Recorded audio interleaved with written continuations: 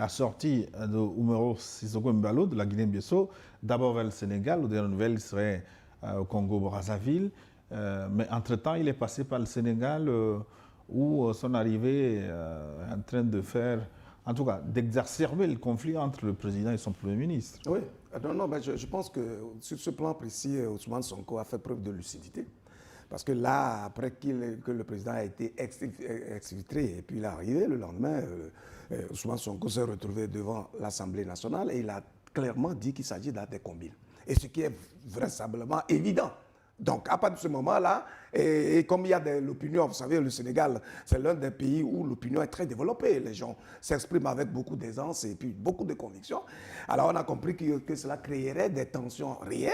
Et du coup, Mbalo lui-même ne se sentait plus en sécurité, puisque quand il y a quelqu'un comme Guy Marius Sagna qui sort et qui dit, mais s'il n'est pas encore parti, il faut qu'il parte immédiatement, c'est qu'il peut déchaîner des foules, voyez-vous, sur le terrain pour qu'on puisse le chasser. Mais est-ce qu'il revenait à un Premier ministre de prendre le contre-pied de son président? Ce n'est pas. Est-ce que d'abord même, tel que les choses ont été décrites, au départ, on a cherché Bassirou Diomaye Faye en vain. Et donc, c'est à la dernière minute qu'il s'est ravisé pour dire, bon, mais on va peut-être sauver un frère. Mais est-ce que ce n'était pas à contre-cœur? Est-ce que ce n'est pas lui-même qui a soufflé à Ousmane Sonko de prendre une position pour créer, faire un peu de confusion et permettre l'exfiltration justement de Mbalo? Mais ce qui est malheureux, voyez-vous, un chef d'État qui normalement représente quand même un pays entier, c'est la référence d'un État qui finit par raser les murs et qui est obligé de se réfugier de pays en pays parce que justement, il a été malhonnête avec son peuple et il n'a pas pu poser des actes qui pourraient résister au temps et à l'espace et qui permettraient au peuple de le défendre justement comme son patrimoine. Voyez? Donc c'est quand même triste qu'on puisse vivre des choses comme ça. Mais finalement, il se retrouve à Brazzaville, il devient un colis encombrant pour les chefs d'État. C'est à leur corps défendant qu'ils sont obligés de le prendre parce que c'est un frère et puis bon, c'est des syndicats. Alors si vous ne portez pas assistance à votre ami qui est en difficulté, si votre cas venait à avoir le jour, vous risquez aussi de ne pas avoir d'amis. Mais en réalité, on se rend compte que vraiment, c'est un colis véritablement encombrant. Gilles, tu demandes au Sénégal si c'était le rôle d'un Premier ministre de prendre le contre-pied du président. Mais soyez sérieux. Ousmane Sonko et Diomaye Faye ont souffert. Ils ont beaucoup souffert sous Ponce Pilate, leur Ponce Pilate. Et ils ont souffert pourquoi? Ils luttaient pour la liberté au Sénégal. Et entre autres libertés, la liberté d'expression. Qu'on ne mette plus les gens en prison parce qu'ils ont dit ceci, ils ont dit cela. Et quand vous luttez ensemble pour acquérir cette liberté, ce n'est pas aujourd'hui qu'on va dire au Premier ministre est-ce que c'était son rôle de contredire le président. Si vous ne pouvez pas contredire le président, c'est que vous en faites un dieu. Et demain, quand ce président va agir, ne l'accusez pas d'être un dictateur. Parce que c'est vous qui êtes en train de le déifier. Sonko a souffert, Diomaye Faye a souffert. Entre eux, ils savent pourquoi ils ont souffert. Jouir de la liberté de parole faisait partie des raisons de leur combat. Et Sonko a fait exactement ce qu'il devait faire. Parce que si les idolâtres, les flatteurs qui veulent des Marocains, qui veulent des avantages, se sont transformés en mouches noires autour de Diomaye Faye, espérant éliminer Sonko, comme ça ils vont s'empiffrer seuls, ça fait leur affaire. Mais Sonko a le devoir de tenir le langage de vérité. Diomaye Faye, j'ai dit Diomaye Faye, le président Mbalo est arrivé en chose au Sénégal. Par contre, ce que je voulais dire, je ne suis pas sûr que Diomaye Faye l'a accueilli avec plaisir. Absolument. La preuve, c'est qu'on le cherchait, on ne le trouvait pas. Ce n'est pas qu'on ne le trouvait pas. Il ne voulait pas qu'on le trouve. Un président, on sait toujours où il est. Il ne voulait pas qu'on le trouve. Mais dans la France-Afrique, dont il est pratiquement en voie d'être une nouvelle recrue zélée, Diomaye Faye, dans la France-Afrique, si tu veux être de la corporation, on te donne des épreuves. L'épreuve, accueille-le. On sait que ça va te rendre impopulaire, mais c'est une épreuve. C'est comme dans la mafia. Ah, tu veux vraiment t'inscrire dans notre mafia, oui, bon, on t'envoie assassiner quelqu'un. C'est-à-dire qu'on te salit la main. Si demain tu veux faire le malin, on te dit, ah, attention, on sort les dossiers. Donc, il fallait, disons, compromettre Diomaye Faye en le faisant accueillir ce petit malin de choses, de Mbalo. Mbalo, attendez, il est partout. Et comme tu l'as dit tantôt, il est en France, il est à Moscou, il est à la CEDEAO, il fait le comédien, il raconte tout et son contraire. Demain, quand il veut, il parle même contre la CEDEAO. Mais tout ça avait un seul objectif, un zèle immuable vis-à-vis de la CEDEAO et du parrain de la CEDEAO. Moi, j'étais dit que j'ai vu Goodluck Jonathan parler, ça m'a fait pitié. C'est la preuve que la CEDEAO ne vaut plus rien, ça ne vaut même pas une sandalette trouée. Parce que tu t'imagines, Goodluck Jonathan a été coincé à Bissau. Il a fallu que le président, je crois, Ouattara, dépêche un avion pour le sortir de là. Mais tu t'imagines le président du Nigeria, l'ancien président du Nigeria, on le traite comme ça. Pourquoi? Ils sont impuissants en tant que CEDEAO. Mais justement, ils sont analysons soumis. le rôle de la CEDEAO dans cette nouvelle crise. Un coup d'État, on a vu comment elle a réagi, la communauté sous-régionale, lorsqu'il s'est agi du cas du Niger. Pourquoi cette fois-ci en Guinée-Bissau, la CEDEAO, au dire du MyFi, n'a fait que sortir un communiqué alambiqué où on a difficilement condamné un coup d'État. Il n'y a même nulle part dans ce communiqué coup d'État. Ils ont parlé de prise de pouvoir par l'armée. Et en termes de sanctions, ça s'est résumé à la suspension provisoire de la Guinée-Bissau, simplement de la CEDEAO. Alors que pour les autres, il y avait eu une litanie de sanctions avec menace d'intervention militaire. Gilles, toi aussi tu comprends français, non? Prise de pouvoir par l'armée. C'est des félicitations que la CEDEAO adresse à ceux qui ont pris le pouvoir. C'est des félicitations qu'on leur adresse. Prise de pouvoir par l'armée. Est-ce qu'il y a une formule plus arrangeante, plus accommodante pour désigner ce qui s'est passé aux choses? Parce que les gens de la CEDEAO savent que l'armée n'a fait aucun coup d'État, que c'est Embalo qui a organisé le coup d'État contre son successeur. Ils savent ça. Pourquoi ils vont accuser l'armée? Normalement, ils auraient dû accuser Embalo d'avoir fait coup d'État contre son successeur. Ça aussi, ils ne peuvent pas le faire parce que c'est leur complice d'hier, d'aujourd'hui et de toujours. Voilà le piège dans lequel tout le monde est tombé. CEDEAO, là. La CEDEAO devient toujours un peu plus impuissante. Elle est dedans, elle est impliquée dedans. On prend même l'ancien président du Nigeria comme un malfrat, on le garde là-bas parce qu'on fait coup d'État. Si Ouattara n'avait pas eu ce réflexe et cette générosité d'envoyer l'avion, tu t'imagines Goodluck Jonathan serait assis à Bissau sans savoir dans quoi il est. Vous trouvez ça normal? Parce que c'est la CEDEAO avec Embalo qui ont organisé le putsch. Donc, c'est qu'ils ont cherché quelle expression utiliser. Mais ils n'en ont pas trouvé. C'est sûr que parmi eux, il y a un littéraire un peu plus accommodant qui leur a trouvé la formule. C'est des félicitations sincères qu'ils ont adressées aux militaires. Donc, lui, qu'on ne doit pas s'attendre à l'activation de la force en attente. C'est une grosse blague. Non, mais disons que la CEDEAO a confirmé son incohérence dans le dossier bissau-guinéen. En principe, on a des dirigeants qui ont décidé simplement de naviguer à vue, c'est-à-dire d'écarter tout simplement tout le dispositif juridique qui doit normalement moduler sa régulation et son fonctionnement. La CEDEAO a été créée dans une vision bien précise. Elle a un esprit et une lettre. La CEDEAO, logiquement, lorsqu'il y a un coup d'État, doit prendre une certaine position. Mais dans le cas du Niger, comme du Burkina Faso, du Mali, ils se sont écartés littéralement au point d'inventer des sanctions sur un coup de tête. Parce que précisément, les leaders qui venaient à la tête de ces pays-là ne répondaient pas au moule déjà défini. Et ils ont bien compris que... Attends, je vais terminer. Okay. Je vais terminer. Okay. Et donc, la CEDEAO, c'est clair que c'est un syndicat.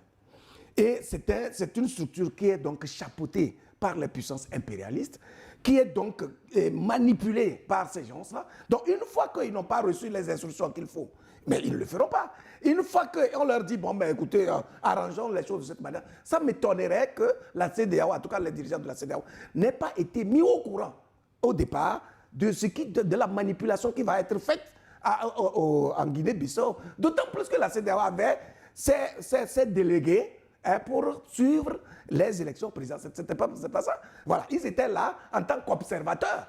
Pourquoi la CEDEAO n'en parle pas? Pourquoi la CEDEAO ne souhaite pas la poursuite du processus électoral qui devra logiquement aboutir à un résultat? Et adopte justement le coup d'État exactement comme c'était le cas au Gabon, par exemple. Donc, il y a forcément la CEDEAO. Bon, ben, je pense qu'il faut oublier cette histoire. Tu dis que la CEDEAO a violé ses tests. Non, la CEDEAO, au fait, puisqu'elle n'existe pas et elle ne réfléchit pas pour elle-même, celui qui criait « Ah, Accra, j'ai déjà donné des ordres, on va punir le Mali », est-ce que c'est la CEDEAO qui parlait? Est-ce que tu crois qu'il a lu les tests de la CEDEAO avant de parler ainsi? Mais c'est le même. Ouais, c'est ça. C'est le même, il est là, le même diable est là, derrière la sacristie, en train de faire le malheur des Africains. Il est là. Je vais appeler, j'ai déjà donné des ordres, on va punir le Mali. C'est le même qui mobilisait les troupes, 850 soldats avec paquetage, avec argent pour 3 mois. Mais j'ai toujours, jusqu'aujourd'hui, je n'ai pas fini de rire qu'il y ait quelqu'un qui soit assez naïf, ignorant de la question militaire, pour croire que 850 spadassins, bidas, peuvent mettre à bas un pays comme le Niger. Ça fait rire, ça fait vraiment rire et ça fait pleurer. Tout ça, est-ce que c'est la CEDEAO? Ce n'est pas la CEDEAO. Les pauvres, ils recevaient des ordres, ils les transmettaient. Point tiré barre. Mais bon, de toutes les façons, la jurisprudence dans cette affaire, elle est quand même malheureuse parce que bien sûr. un cas similaire s'est produit en Gambie avec l'ancien président Yahya Jammeh qui a refusé les résultats des élections, a voulu perpétrer un coup d'État électoral, mais la CEDEAO est intervenue pour imposer Adama Barrow au pouvoir. Tout Oui, à fait. Adama Barrow était CEDEAO compatible. Ouais. Non, non, c'est des pions qui sont choisis, ils sont triés. Et il faut vraiment que vous soyez dans la loge, s'il faut le dire ainsi. Ben, si ce n'est pas le cas, ben, on ne dépend pas de votre cause, malheureusement. Et donc, Mbalo, franchement, il s'est érigé malheureusement en guignol, alors qu'il a un potentiel qui est extrêmement intéressant. Vous voyez, ce monsieur-là nous avait dit un jour ici que sa femme lui a donné conseil dans l'avion qu'il ne puisse pas briguer un 3e mandat parce qu'il risquait d'être humilié. Et qu'il a validé justement cette idée-là. D'ailleurs, même quelle est cette incongruité? Même si votre femme vous donne un conseil, vous avez besoin de le révéler à la place publique. Et tout ça, c'était pour distraire en fait l'opinion, pour mieux organiser justement son plan. Et à la fin de son mandat, il rallonge d'ailleurs le mandat de 6 mois avant d'organiser les élections auxquelles il est candidat pour ensuite organiser Non, ce qu'il lui, a fait. en disant que c'est sa femme qui a dit, c'est une façon de pouvoir se retirer sans dommage. On ne dira pas qu'il a violé sa parole. Non, il a violé la parole de sa femme. Sa femme joue quel rôle dans l'organigramme de l'État? Elle ne joue aucun rôle, donc il n'y a pas de problème. Lui, c'est sa femme qui a parlé. Et ceux-là même qui ont parlé eux-mêmes, je ne ferai pas 3e mandat. Et pour pouvoir faire 3e mandat, on positionne comme candidat successeur potentiel un demi-cadavre. Alors. Oh, c'est terrible. Peut-être les événements même vont en faveur des argumentations que vous soulevez parce que dans la foulée de la formation d'un gouvernement, le Premier ministre qui a été nommé, ce n'est personne d'autre que le directeur de campagne ministre des Finances. Son ministre des Finances. Il était son ministre des Finances. Voilà, ministre des Finances, ça veut dire qu'il détient justement la cagnotte de l'État. En même temps, directeur de campagne, c'est-à-dire c'est le personnage le plus proche qui inspirait plus confiance justement à Mbalo. Et donc, quand le nomme au poste stratégique de Premier ministre, c'est pour asseoir la continuité du système Mbalo, tout simplement. Donc, dans un tel contexte, je pense qu'il faut un peu plus continuer à se moquer quand même de notre intelligence. Je pense qu'il y a des esprits lucides qui observent. On sait très bien que la farce a été organisée pour pérenniser le système Mbalo et faire en sorte à préserver les intérêts déjà construits par justement ce régime-là.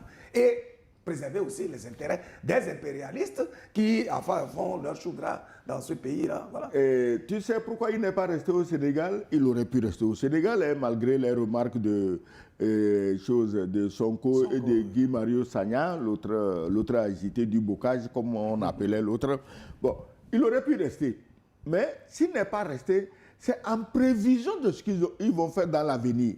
Maintenant que c'est son homme de main qui est Premier ministre, maintenant que c'est son bon garçon qui est président, le Galonné, bon, merci à la générosité du président Sassou Nguesso, ben c'est bien, ça, le Congo c'est un beau pays, hein. Je me dis que Brazzaville, ça doit être un très beau coin, la belle forêt équatoriale, la fraîcheur et tout.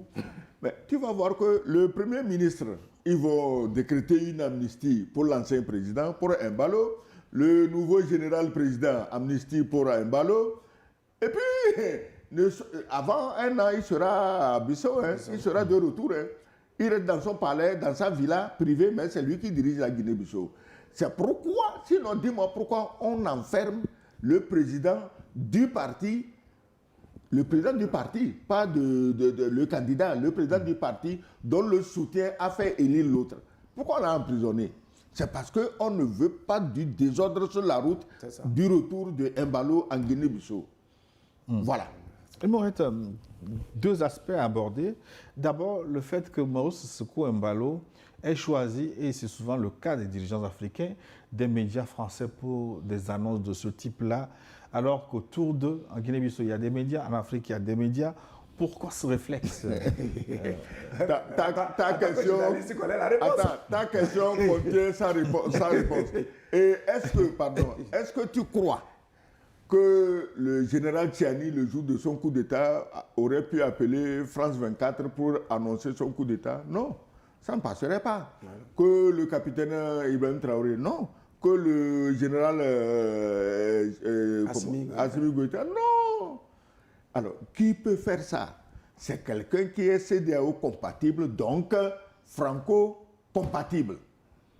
Mes amis, le programme qu'on a mis sur pied là, j'ai commencé l'exécution, amener le soutien médiatique et on avance. Et le soutien médiatique a été tellement efficace dans ce cas qu'on dit que c'est Embalo qu'on a fait coup d'État, alors que c'est Embalo qui a fait coup d'État à un président démocratiquement élu. Ils ne veulent pas dire ça parce que si on dit que Embalo a renversé un président démocratiquement élu, ça fait mal à entendre. Donc les médias ont aidé, ils ont intoxiqué les mentalités des Africains pour dire ah, on a fait coup d'État à Embalo. Comment tu fais coup d'État à quelqu'un qui est en train de partir? Non, en fait, c'est encore une fois la confirmation du complexe du dirigeant africain. J'ai dit à plusieurs reprises ici qu'il est déplorable qu'on puisse avoir la prétention de gouverner un peuple avec une vision, avec l'ambition d'atteindre des résultats, sans compter sur des créneaux fiables de communication et d'information. Alors, aujourd'hui, ils sont obligés de recourir à ces médias internationaux pour se faire entendre et comprendre. Or, vous avez une responsabilité vis-à-vis d'un peuple. S'il n'y a pas l'inter-échange, s'il n'y a pas de créneaux par lesquels vous fluidifiez et vous lubrifiez l'esprit des citoyens, comment vous pouvez dérouler une vision? C'est la preuve qu'en réalité, ils n'ont pas de vision.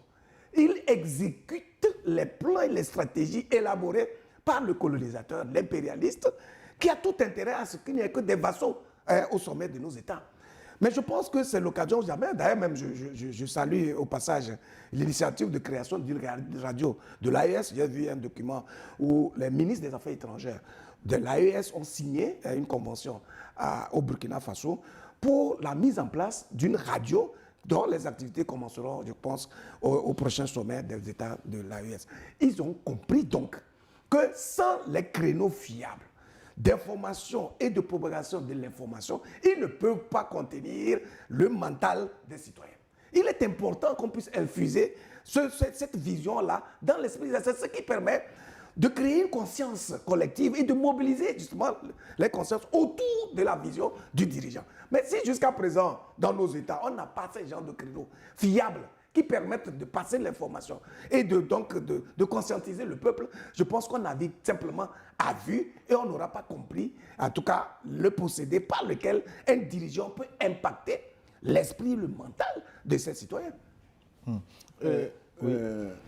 Ce que tu dis, je l'ai toujours dit, et j'ai eu même à citer quelqu'un que normalement on ne doit pas citer, Joseph Goebbels, le ministre de la propagande de Hitler, qui a dit sans le haut-parleur, nous n'aurions pas conquis l'Allemagne. Le haut-parleur, à cette époque, était une nouvelle invention. C'est-à-dire que ça permettait de porter loin la voix de la propagande nazie. Donc, le ministre de la propagande de Hitler a reconnu que sans le haut-parleur, il n'aurait pas pu conquérir l'Allemagne.